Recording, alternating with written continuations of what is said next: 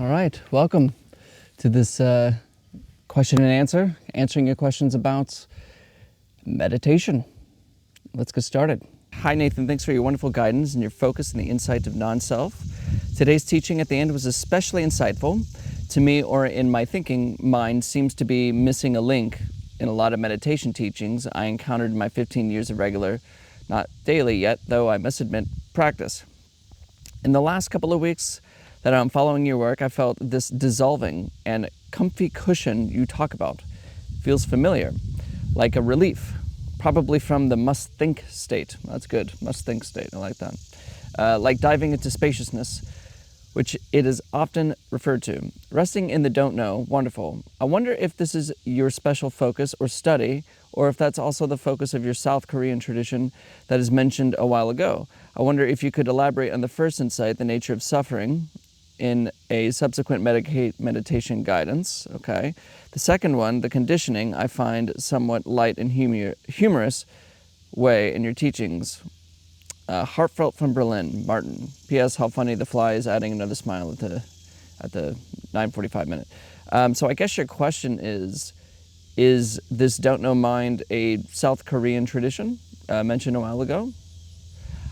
Probably, I'm not sure. I think don't know mind has been talked about for a long time, and other Zen traditions like Chan and Chinese.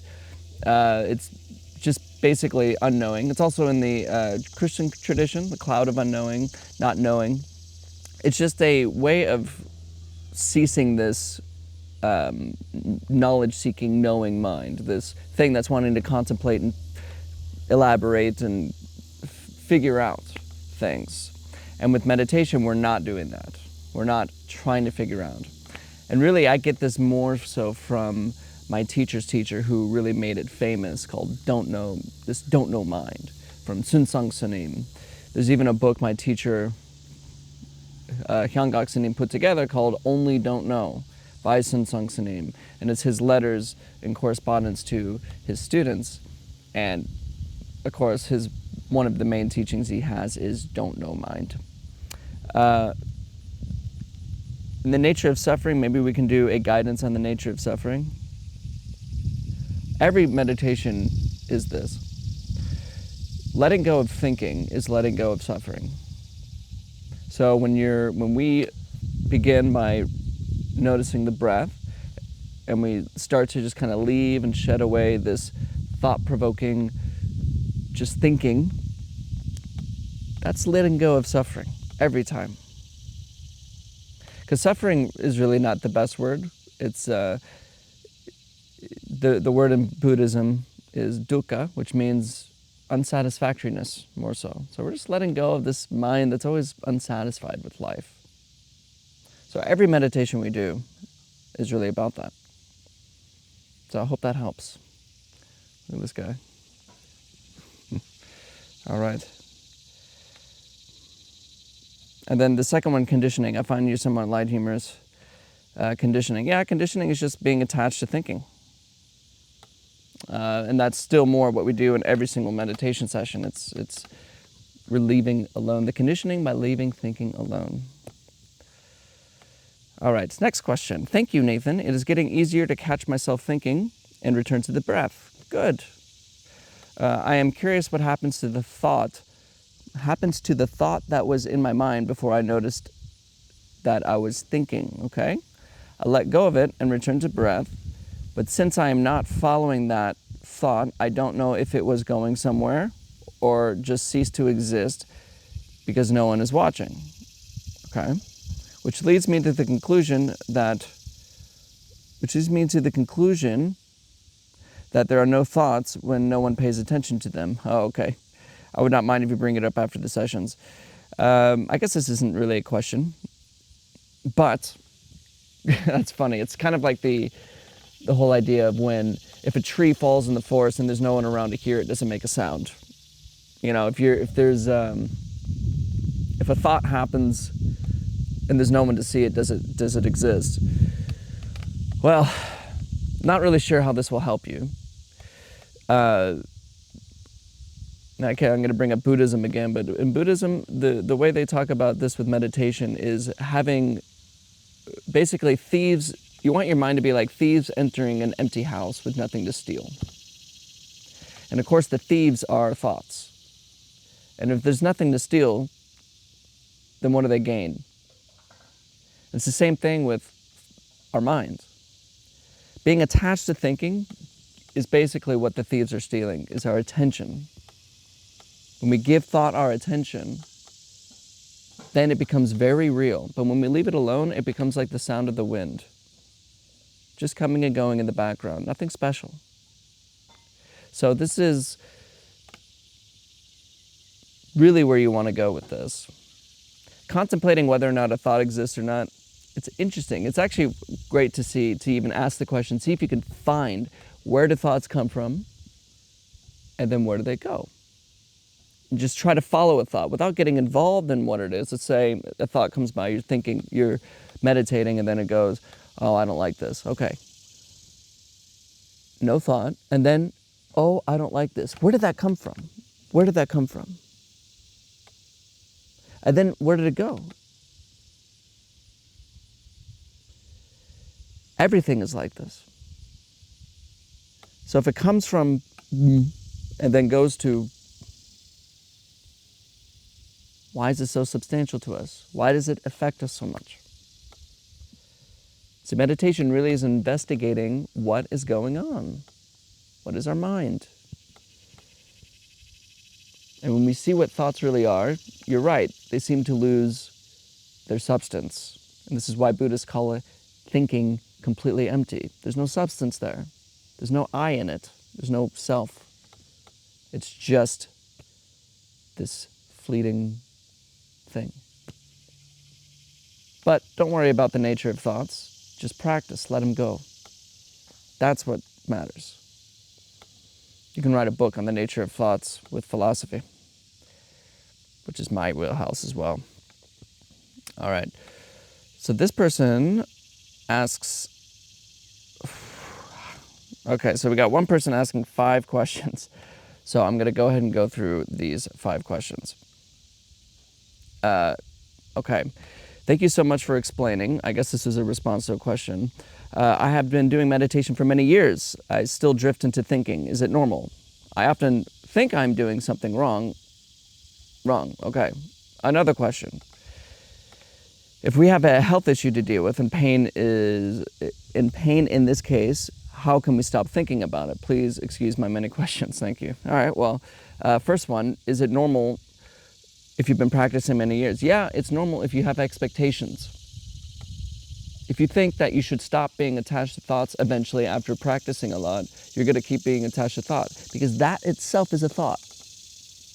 You have an idea of what meditation should do for you.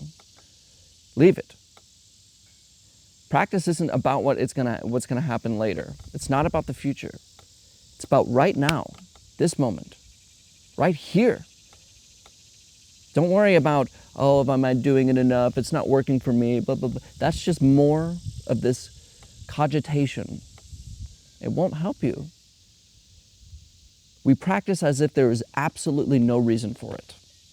No goal, no future. Then you'll see. But don't worry about the future. And yes, unfortunately, it is very normal. And pain is a hard one, especially if it's chronic. And I've dealt with my fair share of pain. And what I've noticed, the first thing to go when you're in pain is patience. Patience is out the window. Especially when there's pain and then there's irritation.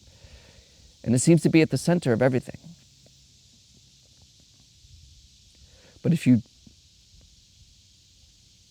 pay attention to the pain without naming it, without saying, I wish it would go away, and inquire, what feels this pain?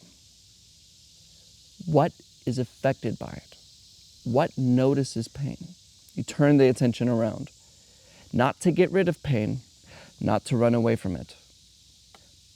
What is it?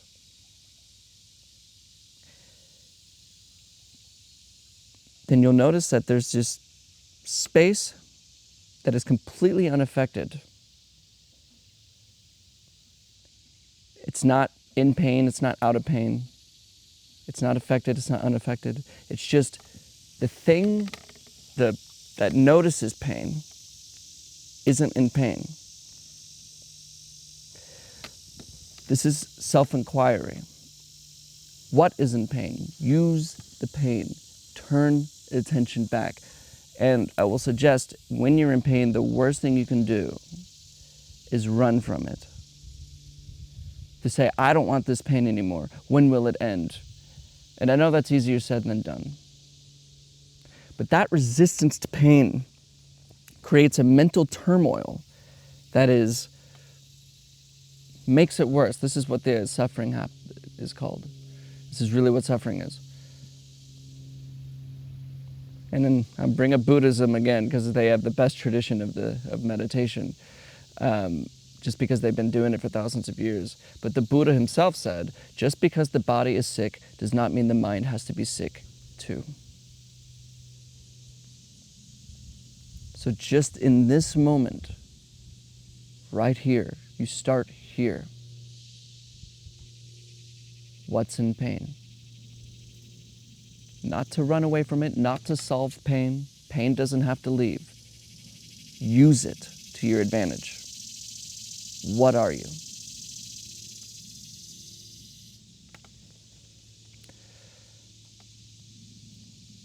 This is the same person. Thank you for helping us understand to be with us every day. I have started following you for a clear understanding. How can I stop worrying about my health discomfort and feel it every day? Same thing. You worry about your health discomfort because you're projecting your pain into the future. You're saying, when will this end? What if this keeps going on for this many days? Begin here. And as Ajahn Chah says, whatever is bothering you, whatever is irritating you, that is your teacher. Now, I don't know what it's like to have a chronic pain. I've had pain for many months, but I don't know what it's like to have chronic pain. So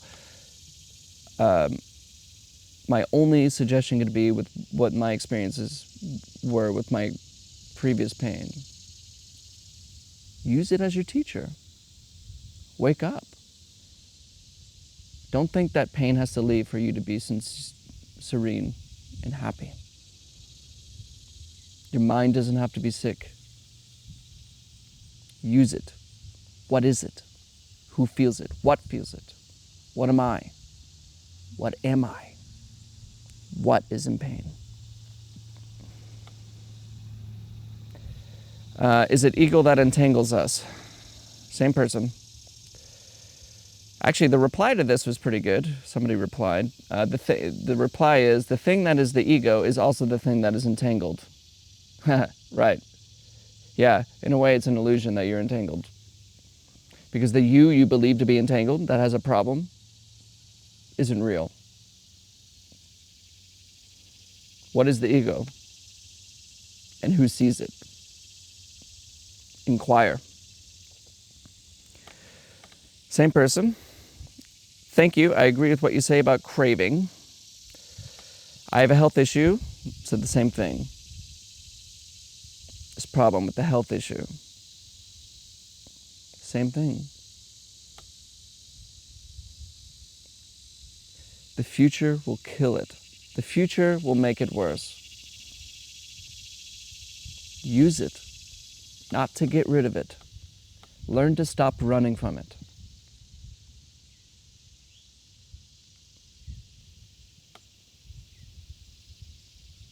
Same person. Thank you. I do 2 or 3 of your meditations daily. Is that okay? 2 or 3.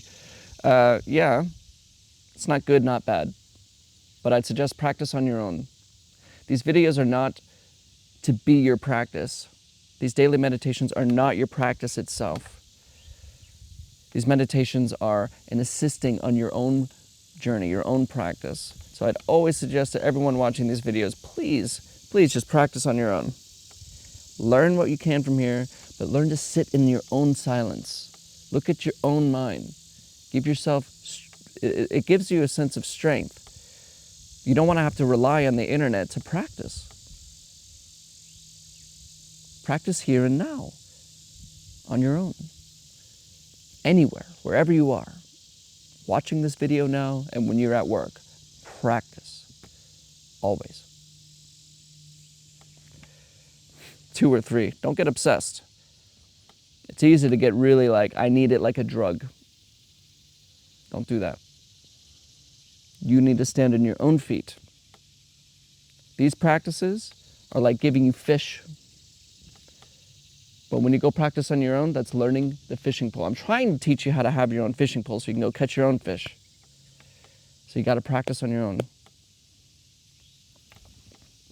But of course, I appreciate your viewership. If we feel cross, must we not add to it? Just think cross. Cross. I apologize, I have no idea what cross means. Does cross mean upset? I don't know what cross means. If it means upset or something like that, you don't think it either. Thinking is what that comes from. You don't think cross. What is it? Without thoughts.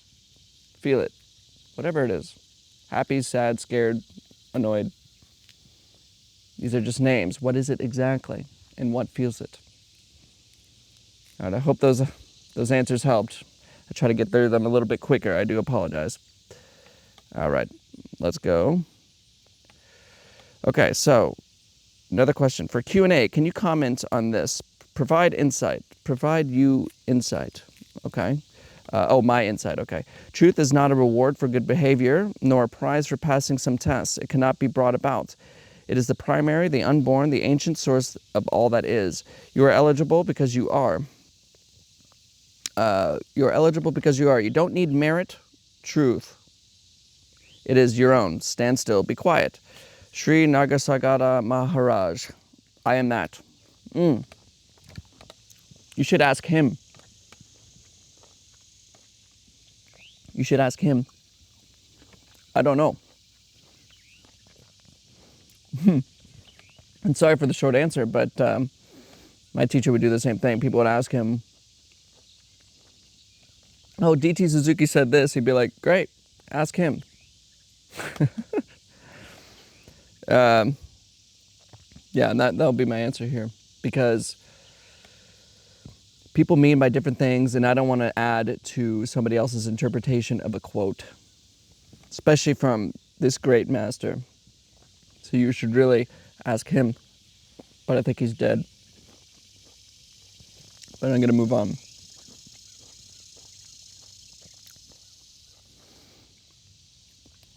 Thank you for showing up today and every day and sharing this practice with us. So the mind, perhaps, is our inner screen. The mind, our inner screen. No idea what you mean by that.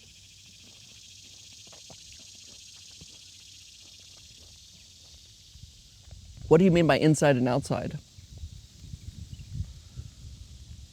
What do you mean?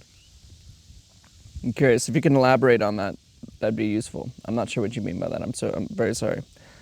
You can see all of experience as a screen.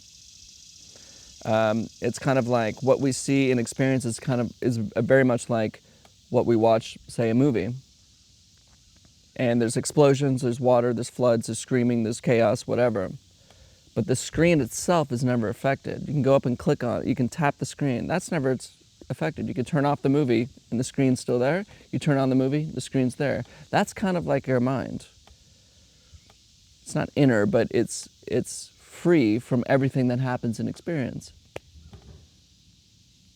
And this practice really is just somebody going up to the screen and tapping and going, that's you. Look at this.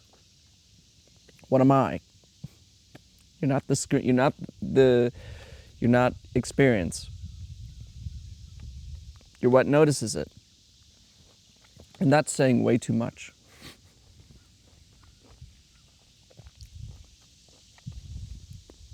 The inner dialogue and narrative always runs. Being with the breath helps us see attention being enamored by these dialogues. That's right.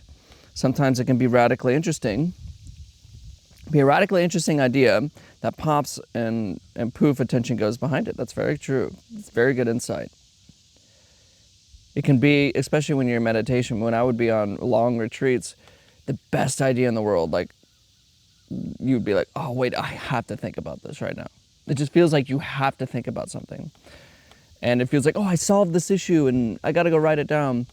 And I've been with people, don't think it was my teacher who said it, but it was a student of his who said, even if you realize the cure of cancer, oh no, it was my teacher who said this. It's like, even if you figured out the cure to cancer, leave it.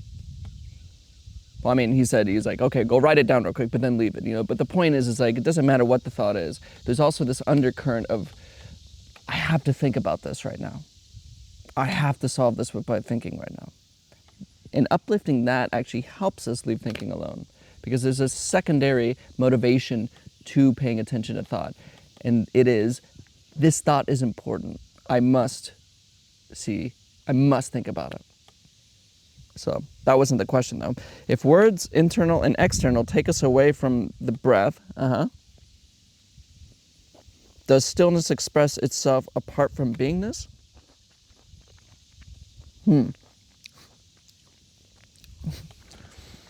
What do you mean by stillness and beingness? I'm actually not really following the logic of your question. If words take us away from the breath, like so getting attached, leaving our breath from attention, going to breathing, how does that therefore mean anything about stillness and beingness? Does stillness express itself apart from beingness? I'm really not sure what you mean by that. I would say, the only thing I could say about this is that stillness and beingness are the same. But I just don't know what you mean by that. I do apologize. Stillness, yeah, I'm sorry. If you can elaborate on that, I'd be happy to answer again. Just ask again. I'm just not really sure what you mean by that. What if the now is painful? Then be in pain.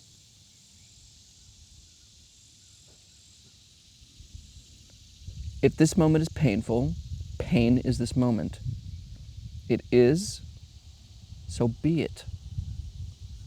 Not, let me be it, so then therefore my pain will leave. The problem that we perpetuate pain, sorry, I'm checking the clock. We perpetuate pain by trying to run from it. Don't run. What is it? What is it really? What is it before this next thought about it arises? What are the atoms of it? What is it? Use it. If pain is this moment, then pain is this moment. If happiness is this moment, then happiness is this moment. If sadness is this moment, then sadness is this moment. We're not trying to change things. We're not getting one up on the universe here.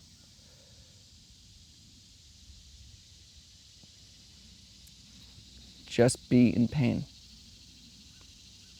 Analyze it. What is it? Who feels it? What feels it?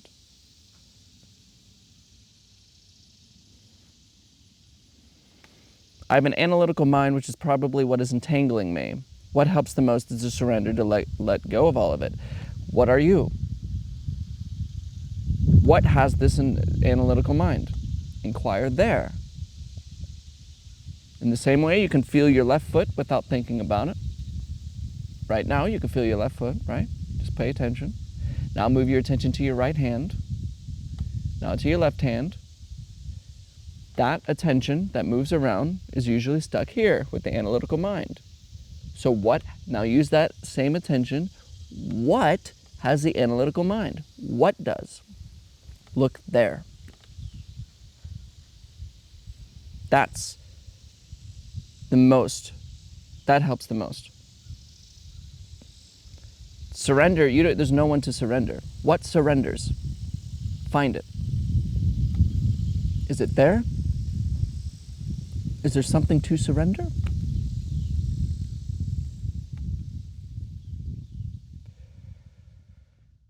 Words are energy that create our reality, therefore bring awareness to what you affirm after I am. Thank you for the meditation. I am very grateful to the universe who have been guided to here and now. Also, are you a theater actor? I loved how animated and passionate and engaging you were in your talk at the end of the video. Namaste. No, I am not a actor, although people have asked me or thought that I may be an actor. They think I look like Jim Carrey. I used to impersonate Jim Carrey all the time. But no, I am not an actor. So, yeah. Words are energy.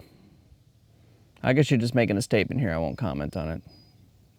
But I feel like I should. Because what do you mean by energy? A lot of people use this word energy, and I never know what people mean by that. And I know in the spiritual communities, there's a lot of talk about energies and stuff like that, which is fine if that's your thing. I guess I'm overly scientific, because energy is just simply the ability to do work. And when people talk about energy, they talk about like some almost like electrical flowy field that underlies everything, or that everything is energy. I think people misunderstand what physics is, and the spiritual community has grabbed that and said, oh, energy is this special substance that underlies everything and that is everything, when in reality it's just the ability to do work, and it's just that simple. And we imagine ideas or beliefs about things.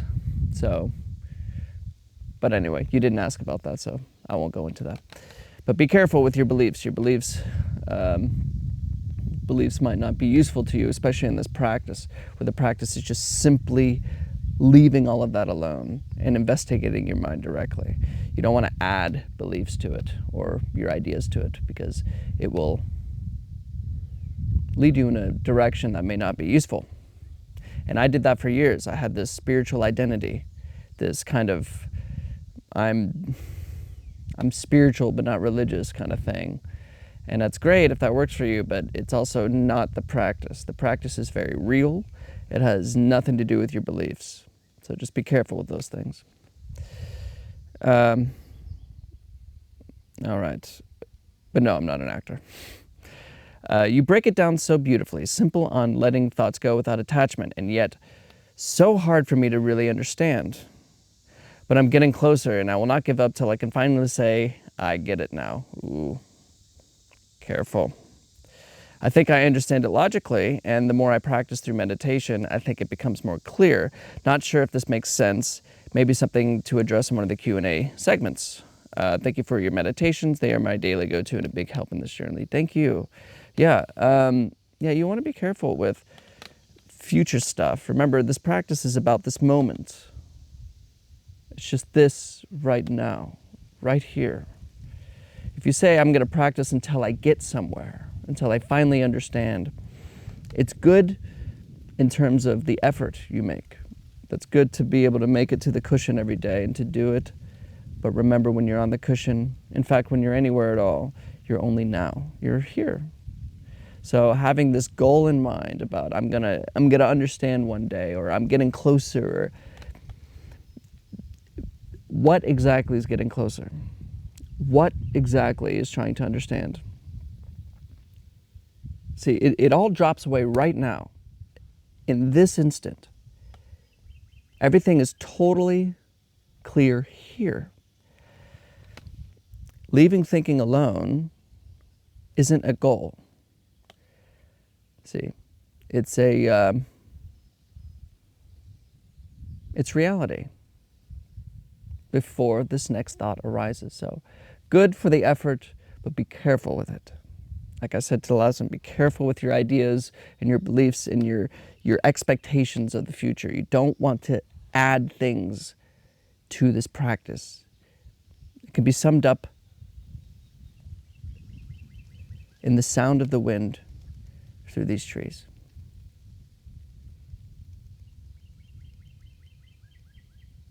That's it.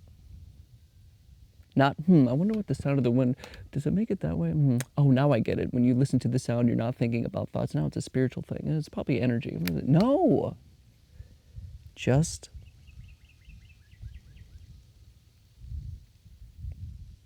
get it? But good. Keep practicing. Practicing is good. It will come, it will just pop up for you. But don't have an expectation. Don't try to learn something or try to have some sort of spiritual insight. Leave it all alone. Just be here and let everything else happen by itself. Nothing to gain, nothing to accomplish. Just this.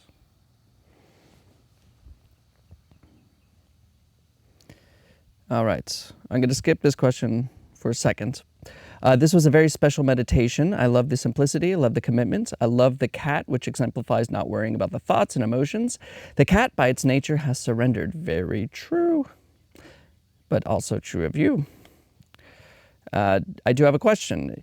You have made mention previously of Eckhart, and now you speak of here a German fellow. Is this him? Oh, yeah, Eckhart Tolle is probably what you're referencing for those who don't know who he is. I've liked him in his beginning years, but lately he's a bit too belief-oriented. He kind of gives into the whole New Age spiritual thing, which I think is a distraction from the actual practice. But if you read his Power of Now, you listen to him early on, like in the 90s and the early 2000s, actually in the early 2000s, he is right on point with everything we talk about here. But yeah, lately he's been, it's a lot more belief-oriented, weirdly. But no, I'm not talking about Eckhart Tolle when I talk about the German fellow. My teacher is not a German, although he lives in Germany. And that's where I met him officially, and that's where I practiced with him, was in Germany. But he is not a German, so no, two different people. My teacher's name is Hyangak Sunim. He was a student of the great Zen master Sunsung Sunim of Korea. So, but yeah, totally different guy. I love to know what drew you during these. Love to know what drew you to do these daily meditations. Yeah. I originally started this YouTube channel because what happened, the reason I even met my teacher is because he had this video that drew me to him. If you ever find the video, maybe I'll try to link it if I can remember to do something. But it's called A Day in the Moment of a Zen Master. That made me realize that I needed to practice and actually have a teacher. Before, I was just kind of doing this on the internet, just kind of, I call it spiritual masturbation, where you just go to spiritual talk, you just listen to this constantly and never actually practicing, just kind of getting that good feels and then go on with the rest of your day. And you got to be careful of those things. That's why I'm very adamant about releasing belief systems and ideas and holding on to gurus. But this video was of basically his life, just in a day. And he was practicing a lot. And I was like, what is it? You know, I see practice, but what is it? So I started the YouTube channel kind of having that same motivation of making a cinematic feel to bring people into the practice, to bring people towards what we call the Dharma. And that's what I wanted to do. So if you go back on my channel, you'll see a lot of these shorts or other videos that are more trying to orient towards a cinematic feel, towards meditation, trying to get people interested in the practice. But I realized after a while of doing that, like 3 months of doing that, that there's really no place on the channel for actual practice, actually learn how to do it. So hence the daily meditations. I wanted people to be able to actually have a place to practice or to learn how to practice on their own. And I still suggest that. Try to practice on your own. Just take these as little ideas so you can actually do it on your own. And doing it daily was important because, like my teacher says, meditation's not meant for the weekends. It wasn't designed for the weekends. It was meant for every moment. And so a daily practice is that consistency that's important, regardless of the situation, regardless of what you're going through. So that's why I did it. And I will go back to these videos, by the way. I have a lot of ideas on how to do more cinematic videos and things that will address a broader group of people, and that's really the goal. So we'll see. We'll see what comes. Don't expect anything yet, but I will start to make something interesting. All right, last and final question. Thank you. Is it possible in your next AMA episode to give us some guidance on how to sit properly to meditate? Most of the time my legs get numb. Oh, yes. Yeah, your legs get numb probably because you're crossing them. You know what? Here, I'll show you. I'll demonstrate real quick. So,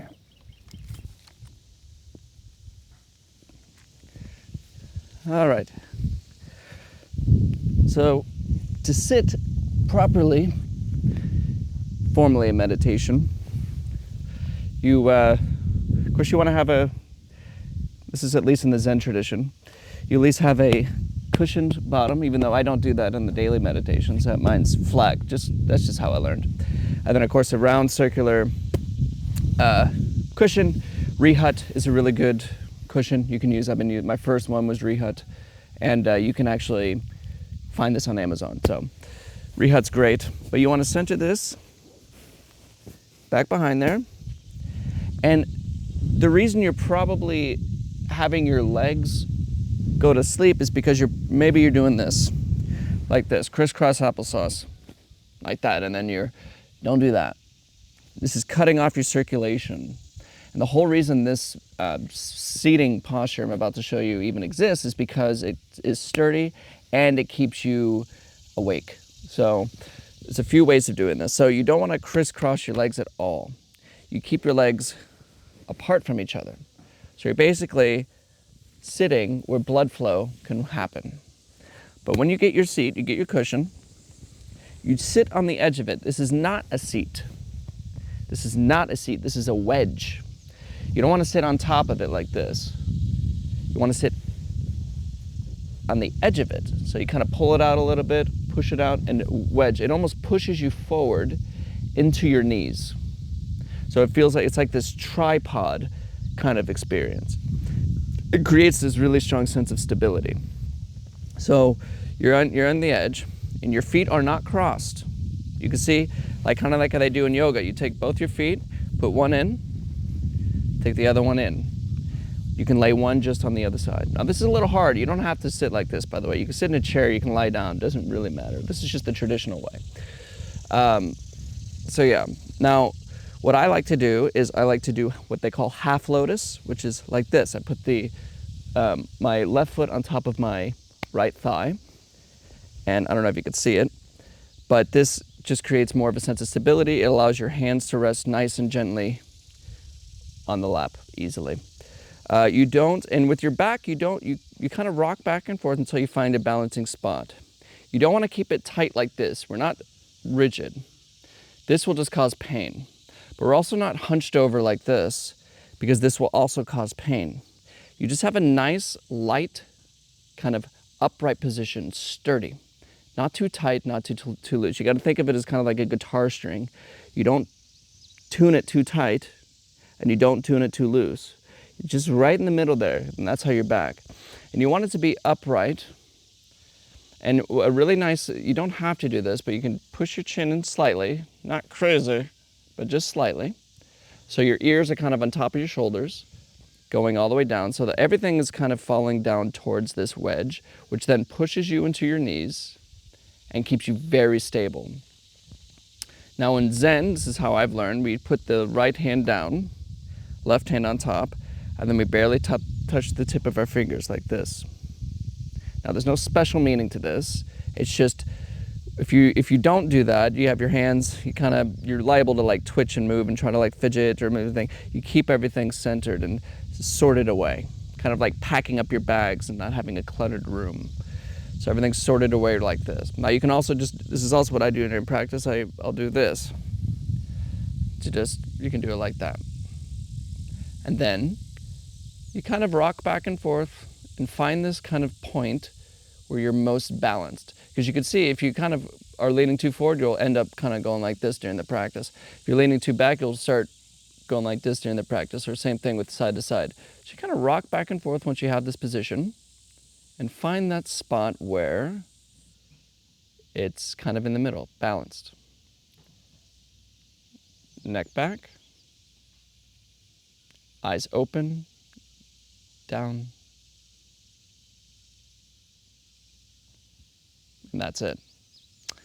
You can also do full lotus posture, which I used to do until my knees gave out. But it is, oops.